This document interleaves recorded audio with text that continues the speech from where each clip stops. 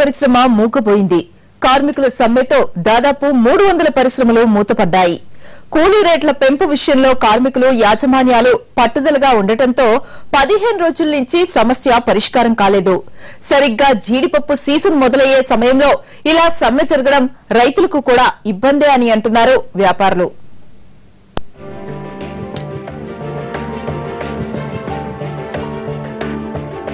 పలాస జీడి పరిశ్రమతో దాదాపు 16,000 మంది ఉపాధి పొందుతున్నారు.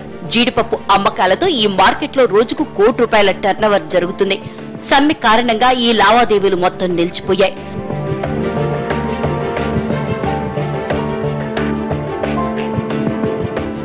కార్మికులు జీడిపప్పు తొక్క తీసేందుకు కిలోకు ₹18.50, జీడిపిక్క పొట్టు తీసేందుకు కిలో ₹15 చెల్లిస్తున్నాయి పరిశ్రమల యజమానులు.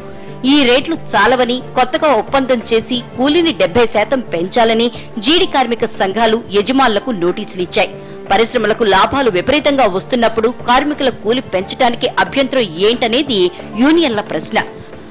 యాతనాల పెంపుదలకు ముందుకు రాకుండా వారి వ్యాపారాలు డెవలప్మెంట్గా చూస్తున్నారు, కానీ కార్మిక యొక్క స్వేచ్ఛ చూడకుండా వాళ్ళ యొక్క కార్మికుల తాలూకా సావధానము, కార్మికుల ఓర్పు కూడా వాళ్ళు పరీక్షించే విధంగా నడుచుకుంటున్నారు. కార్మిక సంఘాల ప్రతిపాదనల్ని తిరస్కరిస్తున్నాయి యాజమాన్యాలు. మా సమస్యలు మాకున్నాయంటూ ఏకరేవు పెడుతున్నాయి. ట్యాక్సులు పెరిగిపోయాయి. ఇతర రాష్ట్రాల జీడిపప్పుతో పోటీ పెరిగి సతమతమవుతున్న పరిస్థితుల్లో 70% కూలి పెంపు సాధ్యమయ్యే పనే కాదంటున్నాయి. ఎవరి బాధనతో వారు బెట్టుగా ఉండటంతో ₹1,00,00,000 లావాదేవీలు ఆగిపోయాయి.